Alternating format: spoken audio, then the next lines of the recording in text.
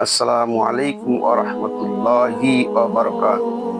আলহামদুলিল্লাহ, আজকে আমি আপনাদের সামনে কয়েকটি কথা বলবো। তার মধ্যে একটা হলো, আল্লাহর প্রিয় যদি হতে চাই, আল্লাহর আশিক হতে চাই, আল্লাহর সাথে মহব্বত স্থাপন করতে চাই, তাহলে ১ নম্বর আমাদের করণীয় হলো গুনাহ ত্যাগ করতে হবে, গুনাহ ছাড়তে হবে। কারণ মানুষ যখন একটা গুনাহ করে, আল্লাহ তাআলা ৪ জন সাক্ষী নিয়োজিত করে রাখেন। অর্থাৎ এর একটা মেসাল দিলে আপনারা ভালো বুঝবেন। দুনিয়ার কোন অফিসে যখন আমরা চাকরি করি, অফিসের মালিক যদি অফিসে সিসি ক্যামেরা লাগিয়ে রাখেন, তাহলে অফিসের যতগুলো কর্মচারী আছে প্রতিটা কর্মচারীরা খুব সতর্কতার সাথে কাজ করে, যাতে আমার কাজে কোনো অবহেলা না হয়, আমার কাজ দ্বারা যেন মালিক অসন্তুষ্ট না হয়, এরকম ভাবে সতর্কতার সাথে কাজ করে। ঠিক তেমনি ভাবে আল্লাহ তাআলা আমাদের জন্য 4টা সিসি ক্যামেরা লাগিয়ে রেখেছে। মানুষ যখন একটা গুনাহ করে, সঙ্গে সঙ্গে 4 জন সাক্ষী হয়ে যায়। ১ নম্বর সাক্ষী হয়ে যায় দলিল কোরআনের মধ্যে আল্লাহ তাআলা বলেন, ইয়াউমা ইযিন তুহাদ্দিসু আখবারাহা। মানুষ যখন গুনাহ করে ১ নম্বর সাক্ষী হয়ে যায় জমিন।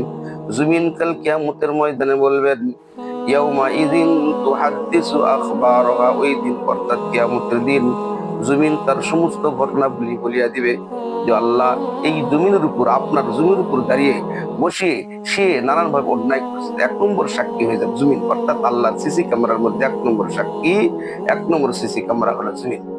২ নম্বর সাক্ষী হয়ে যাবে আমাদের অঙ্গ প্রত্যঙ্গ, এটাও আল্লাহ তাআলার সিসি ক্যামেরা।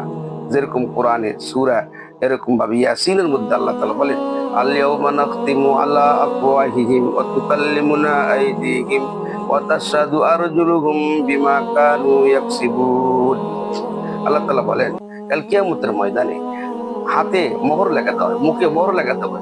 এরকম প্রতিটা অঙ্গ প্রত্যঙ্গে মোহর লাগিয়ে দেওয়া হবে, মুখে মোহর লাগিয়ে দেওয়া হবে। আল্লাহর সামনে হাতে কথা বলবে, পায়ে কথা বলবে, চক্ষু কথা বলবে, প্রতিটা অঙ্গ প্রত্যঙ্গ আমার আর আপনার বিপক্ষে সাক্ষী হয়ে যাবে। যদি আমরা একটা গুনাহ করি, ২ নম্বরের সাক্ষী আমাদের অঙ্গ প্রত্যঙ্গ। ৩ নম্বর সাক্ষী হয়ে যায় যখন আমরা গুনাহ করি, আল্লাহ তাআলা ২ জন ফেরেশতা নিয়োজিত করে রেখেছেন। কোরআনে তার বলেন, কিরামান কাতিবিন। কিরামান কাতিবিন ২ জন ফেরেশতা আছে, এই ২ জন ফেরেশতা সাক্ষী হয়ে যায়। ৪ নম্বর সাক্ষী হয়ে যাবে ওয়াইজা সুহুফ নুশরাত, অর্থাৎ আমলনামা সাক্ষী হয়ে যাবে। এই জন্য ভাই দোস্ত বুজুর্গ, আমাদের ১ নম্বর কাজ হবে গুনাহ থেকে নিজেকে পরিহার করা, গুনাহ মুক্ত জীবন পরিচালনা করা। গুনাহ মুক্ত জীবন যদি আমরা করতে পারি, আল্লাহর জান্নাত আমরা যেতে পারবো। গুনাহওয়ালা শরীর জান্নাতে প্রবেশ করতে পারবে না। এই জন্য গুনাহ থেকে বাঁচতে হবে। কারণ গুনাহ থেকে যদি না বাঁচি, একটা গুনাহ করার কারণে ৪ জন সাক্ষী হয়ে যায়। আল্লাহর সামনে ৪ জন যখন সাক্ষী দিবে, আমি অপরাধী সাব্যস্ত হয়ে জাহান্নামে নিক্ষেপিত হব।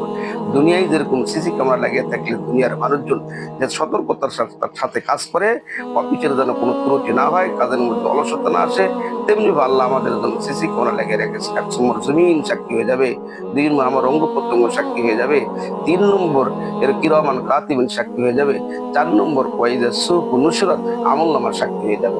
এই জন্য ভাই দোস্ত বুজুর্গ, সামনে রমজান আসতেছে, আমরা জীবন যদি সুন্দরভাবে করাতে চাই, ১ নম্বর আমাদের কাজ হবে গুনাহ পরিহার করতে হবে, তারপরে আমল তৈরি করতে হবে। আগে গুনাহ ছাড়তে হবে, তারপরে আমল করতে হবে।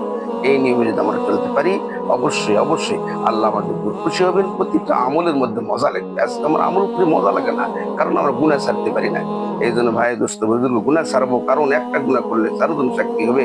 ৪ জন আমার আর আপনার বিপক্ষে আল্লাহর আদালতে সাক্ষী দেয়, অবশ্যই আমি দোষী সাব্যস্ত হয়ে জাহান্নামে যাব। এই জন্য গুনাহ মুক্ত জীবন পরিচালনা করার তৌফিক দান করুন। ওয়া আখির দাওয়ানা আলহামদুলিল্লাহ।